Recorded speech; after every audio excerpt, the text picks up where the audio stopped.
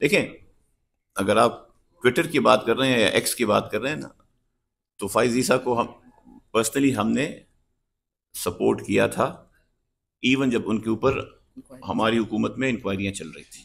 اور میں نے ابھی بھی کہا، وہ خان صاحب نے بھی ایڈمٹ کیا اور ہم بھی ایڈمٹ کرتے ہیں، جو جن کے کہنے پہ ہم نے کیا وہ غلطی تھی اور وہ نہیں ہونا چاہیے تھا، یہ غلط تھا، ناروا تھا. پہلی بات انیشیٹ جن لا منسٹر صاحب نے کیا تھا وہ بھی ہمارے نہیں تھے، کسی اور کے تھے. بسم اللہ الرحمن الرحیم. جس طرح آپ سب کو معلوم ہے، 25 مارچ 2024 کو آنریبل اسلام آباد ہائی کورٹ کے 6 معزز ججوں نے سپریم جوڈیشل کاؤنسل کے ممبران کو،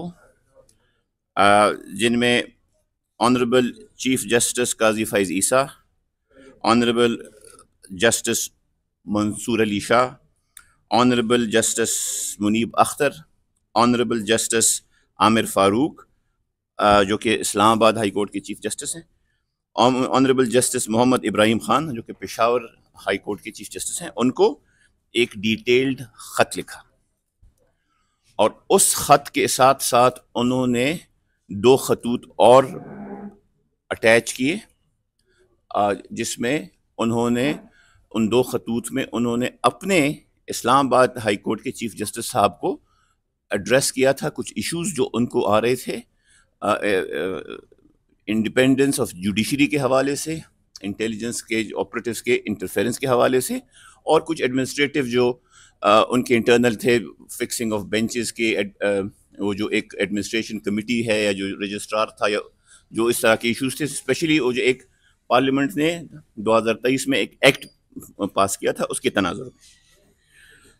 سب سے پہلے آگے جانے سے پہلے صرف میں ایک چیز جو ہے اس کو وہ کرتا ہوں کہ ان 6 ججز نے سپریم جوڈیشل کاؤنسل سے یہ مطالبہ کیا ہے کہ we therefore request that a judicial convention be called to consider the matter of interference of intelligence operatives with judicial function and or intimidation of judges in a matter that undermines independence of the judiciary. So ہم اس مطالبے کو بھرپور support کرتے ہیں جو اسلام آباد high court کے 6 honourable ججز نے سپریم جوڈیشل کاؤنسل کے ججز کو مطالبہ کیا. یہ جو خط ہے، یہ ہماری جوڈیشل تاریخ میں اس کی مثال کہیں نہیں ملتی. پہلے ایک فیصلہ آیا ایک بار کاؤنسل میں، اسلام آباد ہائی کورٹ کے شوکت صدیقی صاحب نے، جسٹس شوکت صدیقی صاحب نے کچھ انکشافات کیے بینچ فکسنگ کے حوالے سے، انٹیلیجنس کے اہلکاروں کے انٹرفیرنس کے حوالے سے، اور پھر آپ نے دیکھا کہ ان کے ساتھ کیا ہوا. اس کے بعد ہمارے موجودہ جو چیف جسٹس ہیں سپریم کورٹ کے، انہوں نے ایک ججمنٹ دیا فیض آباد، اور اس کے بعد جو ان کے ساتھ ہوا وہ آپ سب کے سامنے ہے. اس میں تھوڑا بہت ہم بھی کہہ سکتے ہیں کہ ہم قصوروار ہیں، لیکن ہم جنرلی آپ کو بتاتے ہیں کہ اس میں ہوا کیا. یہ جو ہے، یہ 6 ججز، اور یہ 6 ججز جو ہیں، ان میں آپ ان کا اگر آپ چیک کر لیں، اچھی ریپوٹیشن. جسٹس بابر ستار کو دیکھ لیں، جسٹس ارباب محمد طاہر صاحب کو دیکھ لیں، ایون آپ کیانی صاحب کو دیکھ لیں، آپ جہانگیری صاحب کو دیکھ لیں، آپ جو باقی جو ججز ہیں ان سب کو دیکھ لیں، تو اچھے ریپوٹیشن کے آنریبل ججز، ان کی طرف سے بڑے سنگین جو ہے الزامات جو ہیں وہ لگائے گئے ہیں. اور انہوں نے یہ ڈیمانڈ کیا ہے کہ ایک کنونشن بلایا جائے. کنونشن جو بیسیکلی ہوتا ہے، اس کا مطلب کیا ہوتا ہے؟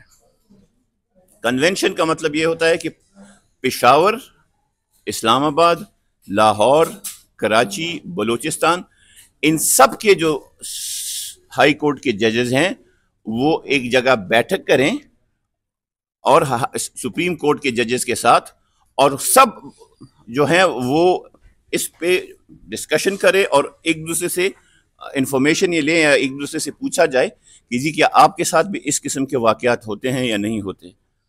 اب پشاور ہائی کورٹ ہمیں پتہ ہے यहाँ पे फैसले होते हैं। यहाँ पे काफ़ी हद तक अगर हम देखें तो पेशावर हाई कोर्ट ने पिछले साल में ऐसे फैसले किए हैं जो पब्लिक इंटरेस्ट में है, और पेशावर हाई कोर्ट को बाकायदा टारगेट किया गया कि ये एक ख़ास जमात की तरफ इनका टिल्ट है। सियासी कुछ लीडर्स ने भी उनको टारगेट किया, लेकिन हम इसके साथ साथ पेशावर हाई कोर्ट को भी इनकी ये जो कानून की बालादस्ती की कोशिशों को खराज तहसीन पेश करते हैं। हम इन 6 जजेस को भी खराज तहसीन पेश करते हैं जिन्होंने ऐसे हालात में इंतहाई बहादुरी का मुजाहरा किया। मतलब अगर आप इस खत को पढ़ें और इसमें जो ऑनरेबल जजेस ने जो एग्जाम्पल्स दी हैं, जो वाकयात बयान किए हैं, तो इस पे अफसोस ही किया जा सकता है कि जिस तरह कहा गया कि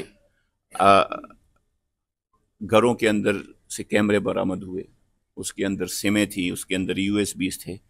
सो ये चीज़ें जो है, इस किस्म के हालात में जब आपकी जुडिशरी इस तरह के अपने खदशात बयान कर रही है, तो बड़ा मुश्किल है।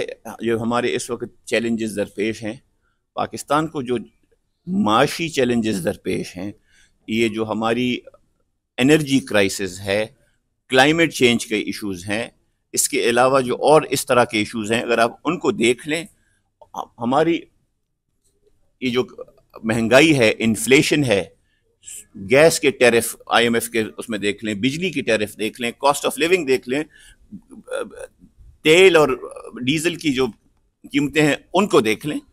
हमें इस वक्त इन चीज़ों को जो है इनको एड्रेस करना चाहिए। हमें इस वक्त ये सारे एग्जिस्टेंशियल क्राइसिस है पाकिस्तान में, और हमारी प्रायोरिटीज़ क्या हैं?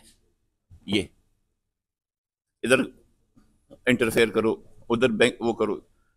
मतलब ये देखें, और आप सबको पता है कि किस किस्म के माहौल में हम लोग रह रहे हैं, किस किस्म के दबाव और डर के माहौल में हम रह रहे हैं। लेकिन ये मुल्क इस तरह चल ही नहीं सकता। हुकूमत बेशक तहरीक इंसाफ की क्यों ना हो, हुकूमत बेशक मुस्लिम लीग नवाज की क्यों ना हो, लेकिन जिस किस्म के हमारे चैलेंजेस हैं और जो इस किस्म की जो ये रियलिटीज़ है, इनमें ज़मीन आसमान का फ़र्क है। इस तरह ये मुल्क जो है बड़ा मुश्किल है कि किसी पॉजिटिव तरफ जाए। क्राइसिस जो है बढ़ता जाएगा और डिफ़ॉल्ट से आगे तक ये जो है हालात जा सकते हैं।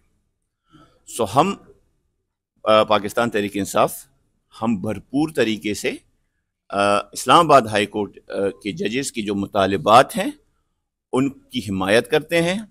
जो इन्होंने फुल कोर्ट कन्वेंशन, जजेस कन्वेंशन पूरे पाकिस्तान से सुपीरियर जुडिशरी की जो कन्वेंशन का मुतालबा किया है, इसके साथ साथ ये जिम्मेवारी सिर्फ और सिर्फ चीफ जस्टिस सुप्रीम कोर्ट पे नहीं आती। इन जजेस ने जो इल्ज़ामात लगाए हैं ये एग्जेक्टिव ब्रांच पे लगाए हैं। आपको पता है रियासत के जो क्लासिक थ्योरी है, रियासत के 3 सतून होते हैं: लेजिस्लेचर, जुडिशरी, एग्जेक्टिव। एग्जेक्टिव में आपकी सारी सिविल ब्यूरोक्रेसी आती है, एग्जेक्टिव में आपकी सारी आर्म्ड फोर्सेस आती है, एग्जेक्टिव में ये सारे आते हैं।